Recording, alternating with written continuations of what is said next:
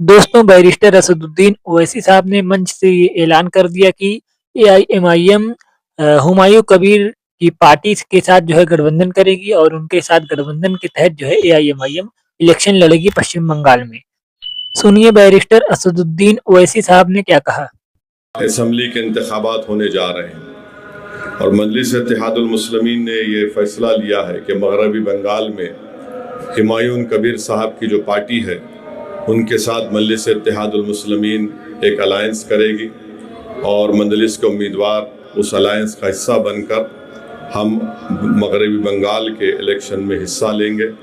हमारी कोशिश यही है कि मजलिस इत्तेहादुल मुस्लिमीन को मजबूत किया जाए, हमारी आवाज़ को मजबूत किया जाए, हमारे नुमाइंदे मुल्क के कोने कोने में कामयाब होकर बेबाक तरीक़े से ऐवान असम्बली में गरीब और मज़लूम आवाम की आवाज़ को उठाए।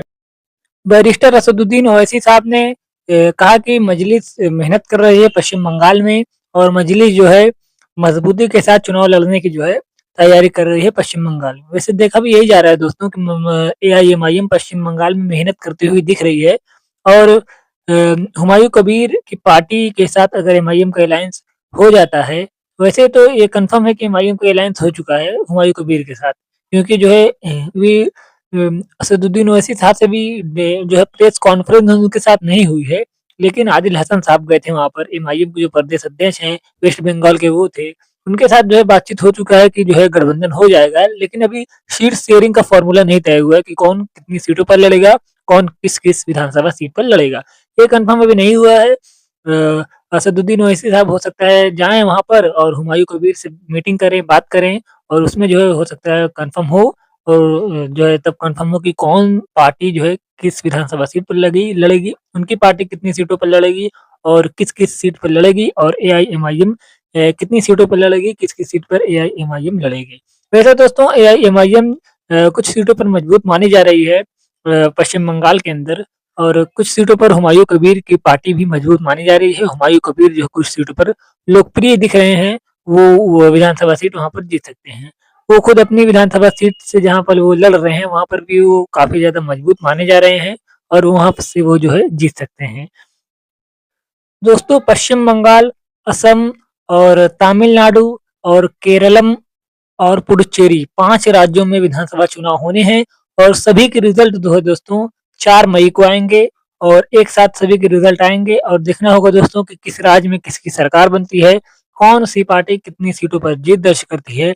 देखना होगा कि पश्चिम बंगाल में क्या ममता बनर्जी की फिर से सरकार बन जाती है चौथी मर्तबा या फिर बीजेपी सरकार बना ले जाती है और पश्चिम बंगाल में किस पार्टी को कितनी सीटें मिलती हैं, ये भी देखना काफ़ी ज़्यादा दिलचस्प होगा।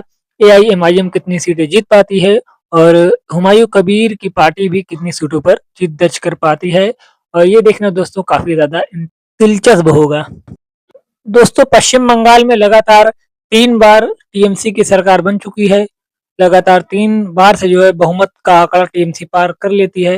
ये चौथी बार जो है होगा, अगर टीएमसी अपनी सरकार बना लेती है तो ये चौथी बार होगा कि लगातार पश्चिम बंगाल में टीएमसी की सरकार बन जाएगी। अगर टीएमसी इस चुनाव में हार जाती है तो टीएमसी का जो है हैट्रिक जो है खत्म, हैट्रिक वैसे टीएमसी लगा चुकी है, 3 बार लगातार जीत चुकी है, लेकिन चौथी बार में अगर टीएमसी की हार होती है और बीजेपी की जीत होती है, तो पश्चिम बंगाल में कहीं न कहीं टीएमसी को बड़ा झटका लग सकता है।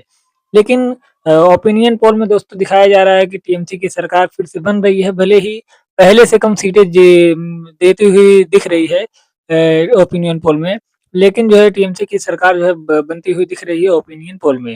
हालाँकि ओपिनियन पोल को सही नहीं माना जा सकता, एकदम करेक्ट नहीं माना जा सकता क्योंकि बहुत बार ओपिनियन पोल गलत साबित होता है और रिज़ल्ट जो है उसके अलग आते हैं। वैसे दोस्तों टीएमसी जो है मजबूत काफ़ी ज़्यादा है पश्चिम बंगाल में, ये तो ज़मीनी लेवल पर देखकर जो है कहा जा सकता है। बीजेपी भी ठीक-ठाक स्ट्रॉन्ग है पश्चिम बंगाल में। देखना होगा कि किस पार्टी की सरकार बनती है, क्या जनता चेंज करती है अपने उसको या फिर जनता फिर से टीएमसी पर भरोसा जताती है। वैसे दोस्तों कांग्रेस की बात करें तो कांग्रेस का पश्चिम बंगाल में कोई बड़ा जो है वर्चस्व देखने को नहीं मिलता है, लोकप्रियता देखने को नहीं मिलती है। कांग्रेस सिर्फ़ चुनिंदा सीटों पर ही जीत दर्ज कर पाती है और कांग्रेस का वैसे हाल कुछ ख़ास नहीं रहता पश्चिम बंगाल के अंदर। इस बार भी जो है दोस्तों कांग्रेस अलग लड़ती हुई दिख रही है और टीएमसी अलग लड़ती हुई दिख रही है। ये दोनों एक दूसरे के साथ गठबंधन भी कर सकते थे। कांग्रेस और टीएमसी का अलायंस भी हो सकता था क्योंकि इंडिया अलायंस में दोनों गठबंधन है, दोनों पार्टियां हैं। टीएमसी भी इंडिया अलायंस में है और कांग्रेस भी इंडिया अलायंस में है। लोकसभा इलेक्शन में दोनों जो है इंडिया अलायंस की बात करते हैं। हालांकि दो लोकसभा इलेक्शन में भी दोनों पार्टियां जो है पश्चिम बंगाल में अलग-अलग इलेक्शन लड़ी थी। कांग्रेस को बड़ी हार मिली थी पश्चिम बंगाल में, टीएमसी को लोकसभा इलेक्शन में भी बड़ी जीत मिली थी और विधानसभा इलेक्शन में भी कुछ ऐसा ही हो सकता है, ऐसा अनुमान लगाया जा रहा है। दोस्तों, पश्चिम बंगाल में टीएमसी काफ़ी ज़्यादा मजबूत मानी जाती है। कांग्रेस का कोई ज़्यादा लोकप्रियता नहीं देखने को मिलता है। कांग्रेस सिर्फ़ चंद सीटों पर ही जीत दर्ज कर पाती है। बाकी सीटों पर जो है कांग्रेस का हाल काफ़ी ज़्यादा कमज़ोर रहता है और कांग्रेस महज़ कुछ हज़ार ही वोट पाती है। वैसे दोस्तों, देखना होगा कि क्या रिज़ल्ट रहता है, ये तो 4 मई को ही पता चलेंगे। दोस्तों, आपको इस पर क्या कहना है, आप कमेंट में लिख सकते हैं। वीडियो को लाइक करें, चैनल को सब्सक्राइब करें, बेल आइकन ज़रूर दबाएँ, ताकि हमारी हर वीडियो आप तक सबसे पहले पहुँच सके।